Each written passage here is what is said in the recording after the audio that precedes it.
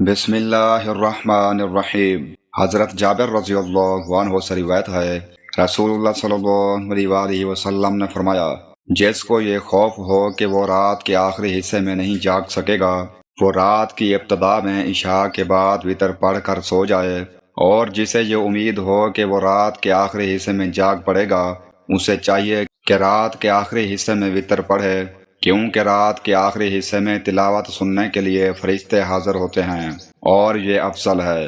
سنن ابن ماجہ حدیث نمبر 1187۔ اگر کسی کو اندیشہ ہو کہ وہ تہجد کے لیے نہیں اٹھ سکے گا تو اسے عشاء کے بعد وتر پڑھ لینے چاہیے۔ جو شخص تہجد کے لیے بیدار ہونے کی امید رکھتا ہو اس کے لیے رات کے آخری حصے میں وتر پڑھنا افضل ہے۔ رات کا آخری حصہ عبادت، دعا اور قرآن کی تلاوت کے لیے سب سے بابرکت وقت ہے، اس لیے اس وقت کی نماز زیادہ فضیلت رکھتی ہے۔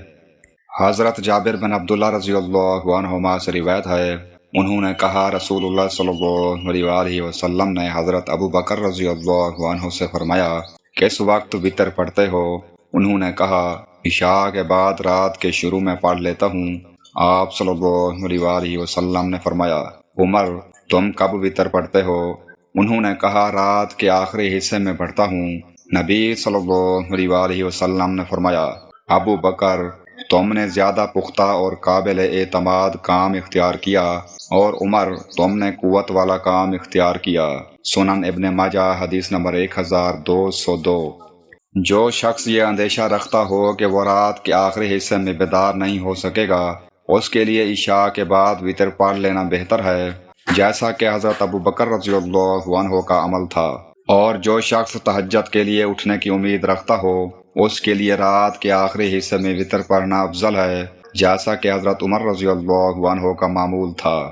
اس حدیث سے معلوم ہوا کہ دونوں طریقے جائز ہیں، البتہ ہر شخص اپنی استطاعت اور عادت کے مطابق عمل کرے۔ حضرت جابر رضی اللہ عنہ سے روایت ہے، انہوں نے کہا، رسول اللہ صلی اللہ علیہ وآلہ وسلم نے اس بات سے منع فرمایا کہ قبر پر چونا لگایا جائے اور اس پر بیٹھا جائے اور اس پر عمارت بنائی جائے۔ صحیح مسلم حدیث نمبر 2245۔ اس حدیث میں قبروں کے احترام اور سادگی کا حکم دیا گیا ہے۔ نبی کریم صلی اللہ علیہ وآلہ وسلم نے قبروں کو چونے یا پکی اینٹوں سے مزین کرنے، ان پر عمارتیں تعمیر کرنے اور ان پر بیٹھنے سے منع فرمایا، تاکہ قبروں میں غلو، فخر و نمائش اور شرک کے اسباب پیدا نہ ہوں۔